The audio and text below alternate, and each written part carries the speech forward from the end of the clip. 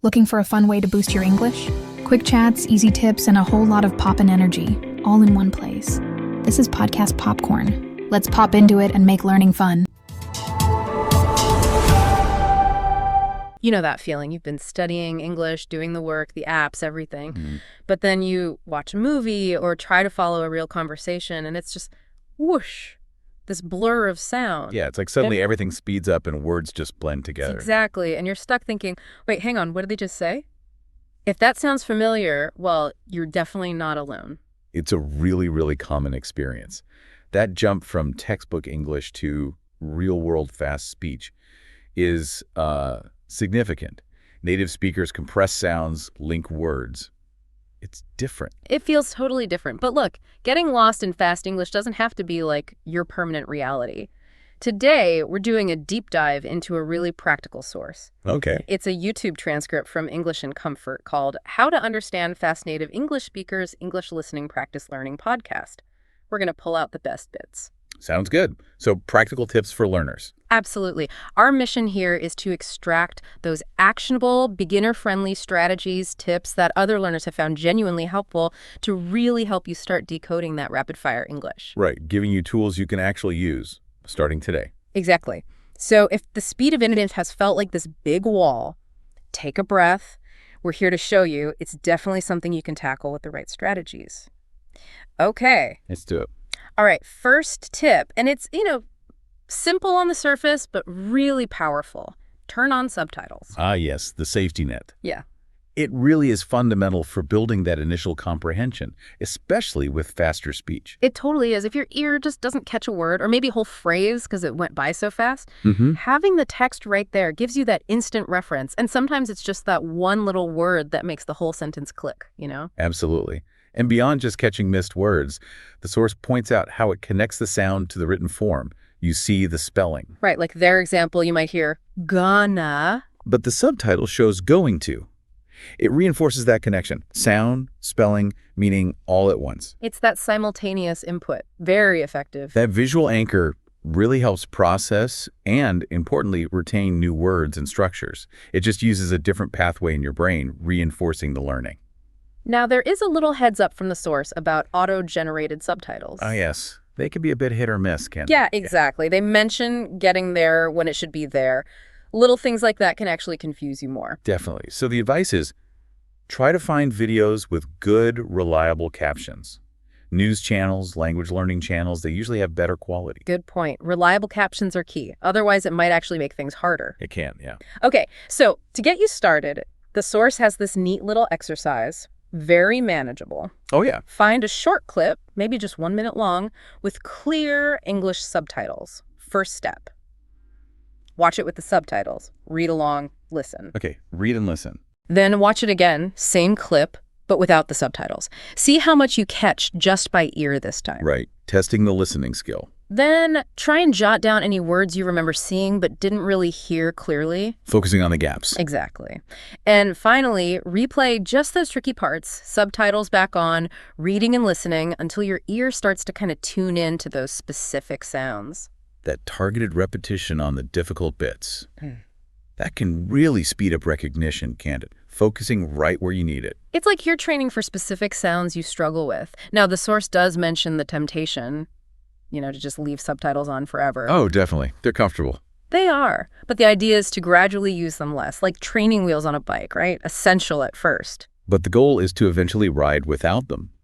Test your balance, your listening balance. Perfect analogy. So, subtitles. Great starting point, but aim to eventually listen without that visual crutch. Okay, safety net established. Tip number 2, and this one puts you in the driver's seat. Slow down the audio. Yes. This is such a powerful feature, and I think a lot of learners maybe don't use it enough. You literally control the speed. You really do. When you're watching something and it feels like they're talking a mile a minute, just remember those playback controls. Most players let you slow down to, say, 0.8x or 0.75x speed. Now, the source admits it might sound a bit strange at first, kind of stretched out, maybe a little robotic. It can, yeah. But that slower pace gives your ears, your brain, those crucial extra milliseconds to process each sound, each word. They had a great analogy.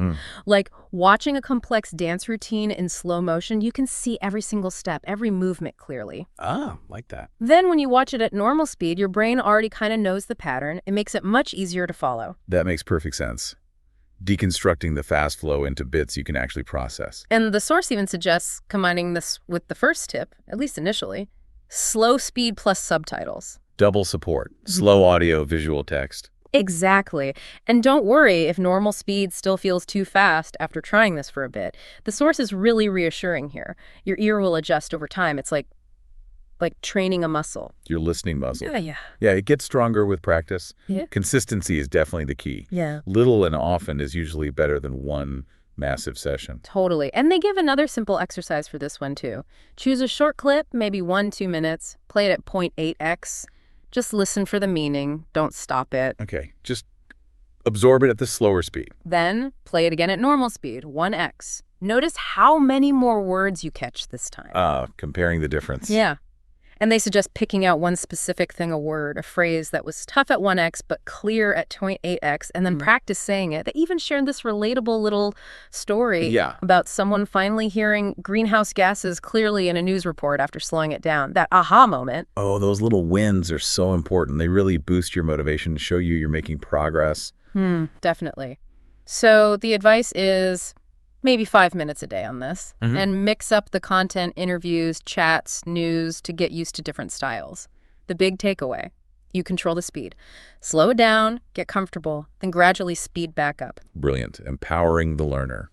Okay, we've got subtitles, we've got speed control. Tip 3, focus on keywords. Right. This is about efficiency, cutting through the noise to find the core message. Exactly. Keywords are those essential words, the ones carrying the main meaning. The source says they're usually nouns, main verbs, and those strong adjectives or adverbs that add punch. And here's the crucial part. Native speakers naturally stress these words. Yeah, they make them a bit louder, maybe hold them a fraction longer. Sometimes there's a tiny pause around them. Precisely. These stressed words become like little islands of meaning in the stream of speech. Anchors. You grab onto those even if some of the little words wash past. Perfect word. Anchors. They use the example, I love chocolate. Even if I and chocolate are quick, love almost always gets that stress. It stands out.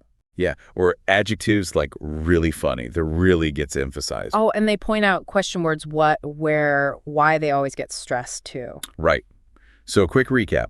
Listen for nouns, main verbs, strong adjectives, adverbs, and question words. Those are your keywords. Got it. Finding those helps you piece together the main idea, even if you miss some of the connecting words. Exactly. You build the basic framework of meaning from those stressed points. And they have a practice sentence for this. They canceled the flight because of heavy fog this morning. The keywords identified are canceled, flight, heavy fog, morning. And just from those 4, you get the whole story, basically. Flight canceled, fog, today. It works, and they cleverly point out how because of often shrinks to cause of in fast speech. Linking nicely to the next tip. Yeah, a little preview of reductions. But first, another example sentence, a bit longer this time. Okay. The teacher announced a pop quiz after lunch. Students looked surprised, but she said it would only cover chapters 1 and 2. Right. Quite a bit going on there. But the keywords they pull out are teacher, announced, pop quiz, students, surprised, cover chapters 1 and 2. And again, those keywords tell the whole story. Teacher, quiz, surprise students, chapters 1 and 2. Boom. It really shows how focusing on the stressed words lets the less important ones fade a bit, doesn't it? Your brain prioritizes. It does. It's naturally looking for the high information words. They even suggest a little self-practice. Record yourself saying a sentence and listen back for which words you stress naturally. Good idea. Self-awareness. Okay, so we're zeroing in on keywords. Now let's tackle those squished words we hinted at. Tip 4. Understand reductions. Yes, this is huge. That cause of instead of because of is a perfect example.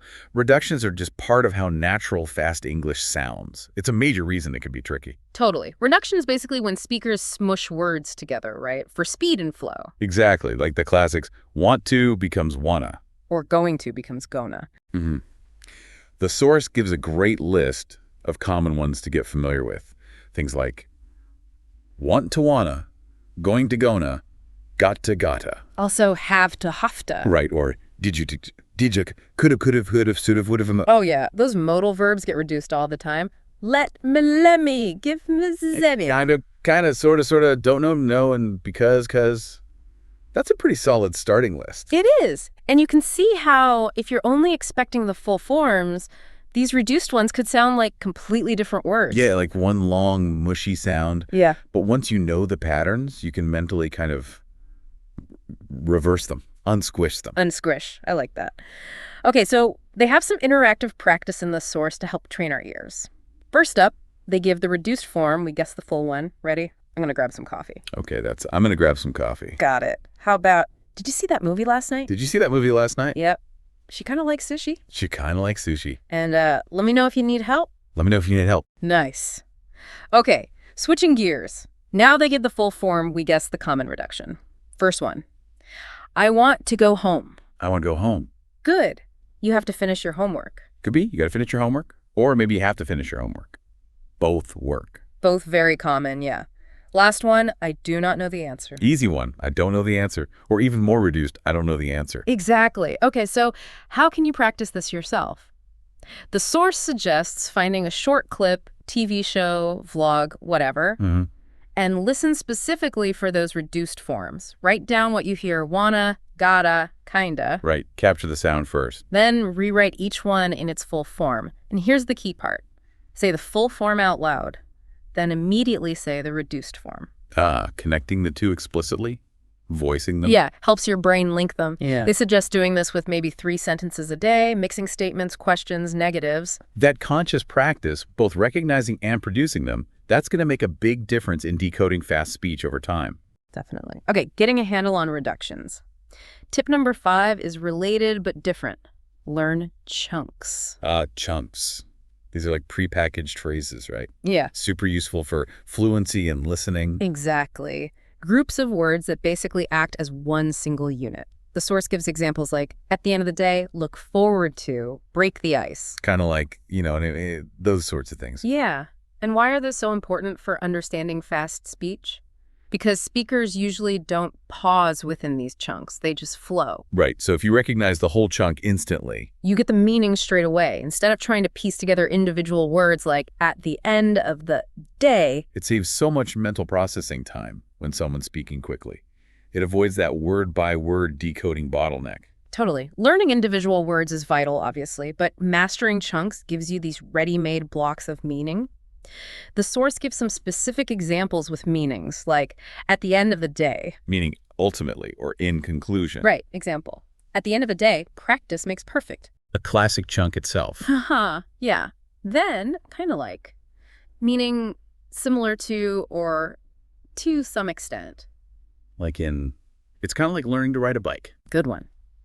Look forward to, meaning await with pleasure. I look forward to our next lesson, for example. And on the other hand, used for contrast. Reading is easy. On the other hand, speaking is harder. Perfect. Each one just clicks once you know it as a chunk. So how do they suggest learning them? When you spot one, pause, repeat the whole chunk out loud, check its meaning, maybe jot it down with an example or two. Okay, active learning. Yeah, and practice saying it. Over time, you build this mental library of chunks. Your personal fast speech decoder. It's like learning the common idioms and phrases that native speakers use all the time without even thinking about it. Exactly. Okay, building our chunk library. Let's move to tip 6, which is about something a bit more musical. Rhythm and intonation. The music of English. Yes, it's super important, but often overlooked, I think. Yeah. It's not just what is said, but how. Precisely. English has its own melody, right? Some syllables stressed, longer, others clipped, short. Pitch goes up, pitch goes down. Questions often rise, statements often fall. And recognizing, even trying to imitate this natural flow helps you understand on a deeper level. It's more than just word recognition. It's like feeling the meaning. It really is. Intonation carries a lot of grammatical information and emotional nuance. The source uses a simple question. Are you coming with us? Feel that rise on you and with us and the little dip at the end. Yeah, it's a typical question pattern. They encourage you to say it, are you coming with us? Now, here's the cool part for fast speech. People often rush questions like that. Oh, yeah. So, are you coming with us can easily become, are you coming with us? Hear that reduction, you becomes ya. But the melody, the overall up and down shape, is still pretty similar, just faster. The source points out that one little example has melody, stress, and reduction all bundled together. That's how it works in real speech. They all weave together. They give another example to try. I was thinking we could grab lunch around noon. Does that work for you? Okay, fairly standard pace. Now the faster version. I was thinking we could grab lunch around noon. Does that work for you? Big difference. Thinking around, does that, for you, all get clipped or reduced? Yeah. So they suggest recording yourself, say the slow version, then the fast one. Compare it to the original. Where does the pitch rise? Which bits get clipped? Are you matching the rhythm? That active imitation really trains your ear and your mouth. Yeah. You start to internalize the patterns. Their advice: daily practice with short, maybe 2-line dialogues. Record, listen, adjust. Copying the rhythm and intonation helps you recognize it automatically when you hear it. Makes sense. You get a feel for the flow. Okay, feeling the beat. Tip 7. Immerse yourself. Immersion. The classic advice, and for good reason. Surround yourself with the language. Totally. The source really emphasizes just having English audio on as much as possible, almost like background noise for your brain. Right, constant exposure. Even if you're not actively focusing 100%. The idea is the more your ear is just around English sounds and rhythms, the more it starts to tune in naturally, almost effortlessly. It helps your brain get used to the sound patterns at a kind of subconscious level. They give practical examples. Podcasts while cooking, radio while cleaning, TV show on while you're just chilling out. Low effort listening. Even if you're not hanging on every word, your brain is still picking up the rhythm, the stress, common phrases. They shared a story about someone listening to a tech podcast while doing chores. Yeah. And weeks later realized they were understanding specific tech terms they hadn't consciously tried to learn. It just seeped in. That's the power of consistent exposure. Familiarity builds over time. Yeah. Osmosis. Yeah, osmosis learning. So the suggestion is make a playlist, maybe 3-4 English sources you like already. Podcasts, shows, whatever. And add one new one, maybe a different accent, like a British vlog or an Aussie interview show. Okay, mix it up a bit. Then just play that playlist for at least 30 minutes a day. While doing chores, commuting, relaxing, no pressure to understand everything. Just let it play. Let the sounds wash over you. Exactly. And they say after a few days or weeks, you might start noticing things, phrases you've heard but maybe didn't register before, like your ears leveling up. Creating that low-pressure environment for your brain to just process the sounds. So immersion isn't about forcing comprehension. It's about living with the sound of English so your ear gets comfortable, acclimatized. Got it. Okay, immersion covered. What's next? Tip 8 builds on this. Practice active and passive listening. The two modes. Okay, distinguishing between focused effort and background exposure. Exactly. The source explains both are valuable. Active listening, that's your focused workout. Full attention, maybe taking notes, rewinding bits you miss, really trying to understand the details. Like going to the listening gym. Intentional practice. Right. Passive listening, that's the background English we just talked about, while doing other things, no pressure to catch everything. More like wearing a fitness tracker background activity that still counts. Nice. So active listening might look like: take a 1-2 minute clip, listen with subtitles or a transcript handy, write down words or chunks you don't know, replay tricky parts till they're clear. Really drilling down. Great for precision, vocabulary details. Definitely. But, as the source notes, it can be tiring if you do it for too long. Yeah, requires concentration. That's where passive listening balances things out. Play podcasts, shows, whatever, in the background. Subtitles off this time. Your brain picks up rhythms, reductions, chunk melodies without you forcing it. Letting it sink in more naturally. Less pressure. So the suggestion is, try to do a bit of both each day. Maybe 15+ minutes of active listening, focus on a short dialogue, use subtitles, note 3 new things, replay. Okay, the focused session. Followed by maybe 20-30 minutes of passive listening later, your audio playlist while relaxing or doing chores. No screen needed. A good mix of intensity and relaxation. And they say a really encouraging sign is when you start noticing things you learned actively pop up when you're listening passively. The connection. Your brain linking the focus practice to real-world input. That's progress. Exactly. Okay. Balancing active and passive. Tip 9. Mix up accents and contexts. Right. Getting beyond just one type of English.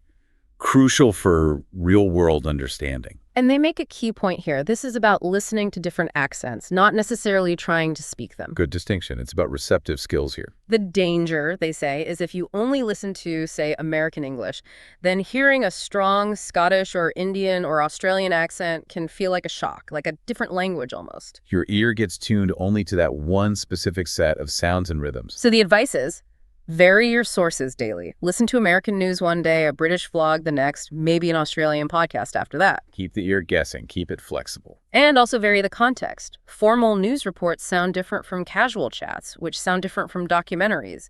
Speed, vocabulary, tone, it all changes. True. A newscaster might be fast but clear, while friends chatting might drop sounds and link words more. Exactly. They mention examples like clear but fast American news versus maybe British vloggers using more reductions or Australians stretching vowels differently. Exposing yourself to that variety trains your ear to adapt, to be less thrown off by differences. Now you might think, but I just want to learn American English. And the source gets that. Sticking to one accent feels safer. Yeah, it simplifies things initially. But they argue that real-world English has so many flavors. Only training for one means you might struggle when you encounter others. You don't need to master every accent, though. Right. It's not about becoming an expert mimic. Just exposing yourself occasionally prevents other accents from feeling totally alien. They suggest even 10 minutes a day listening to a new accent is enough to start building that flexibility. Just enough to build familiarity and reduce the shock factor. And the payoff is confidence. When you hear a different accent, your brain goes, oh yeah, I've heard variations before, I can handle this. Building that auditory resilience. So focus on a primary accent if you want, but definitely sprinkle in others to keep your ear ready for anything. Good advice. Broaden the input. Okay, broadening our horizons. Final tip, number 10. Predict what you'll hear. Ooh, this is an interesting one. Kind of like getting ahead of the speaker? Exactly. It's about using everything you have, the context, the topic, what's already been said, the speaker's tone, to anticipate what words or phrases might come next. Actively guessing based on the flow. Yeah. When you do this, fast speech feels less like a sudden attack because your ear is already kind of primed. You're expecting something. Leveraging the information you already have to narrow down the possibilities. They give simple examples. If someone says, she wants to, your brain might quickly think, eat, sleep, talk, depending on the situation. Right, based on context. Or a longer one. After work, I'm meeting, you might guess. Friends, my boss, a client. Again, context-dependent predictions. And they stress it's totally okay if your prediction is wrong. The act of trying to predict keeps your brain engaged and actively processing. Right. Even a wrong guess means you were thinking ahead, which helps you process the actual words faster when they arrive. This strategy is especially helpful when you don't catch every single word. Instead of trying to hear everything perfectly from scratch, you're kind of confirming or adjusting your prediction. Shifting from pure reception to active anticipation and confirmation. The source calls it a quick, fun tip for practice. So next time you're listening, try playing that mental guessing game. See what happens. Transforms listening into a more proactive exercise. I like it. And that wraps up our 10 tips, all pulled from that great English and comfort source aimed at helping you conquer fast English. The main takeaway really is, it is possible. Absolutely. It takes practice using the right techniques consistently, but it's definitely achievable. It's a journey of improvement. So, as we finish up here, just think for a second. Out of all the strategies we talked about, subtitles, slowing down, keywords, reductions, chunks, rhythm, immersion, active, passive listening, accents, predicting which one or two really jumped out at you. Yeah, which ones feel like something you could actually start doing, maybe even tomorrow, which fit your style? Maybe it's focusing on keywords or trying that slow down technique, or maybe mimicking the rhythm sounds interesting. Just consider what resonates. Find your starting point. And maybe one final thought to leave you with. As you get better at tuning into the nuances of fast English, how might that skill transfer?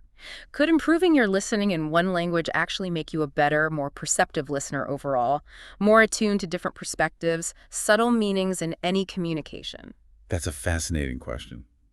Does honing language listening sharpen our general communication awareness? Something to ponder. Definitely something to think about. Well, thank you for joining us for this deep dive. Keep practicing, keep listening, make it fun, and take care. That's it for today's episode on Podcast Popcorn. Thanks so much for watching. If you found this helpful, make sure to like, subscribe, and hit the notification bell so you don't miss what's coming next. Got a topic you'd love us to cover? Leave your ideas in the comments. We're always listening, and your suggestion might be the star of our next episode. Until then, keep learning, stay confident, and see you soon.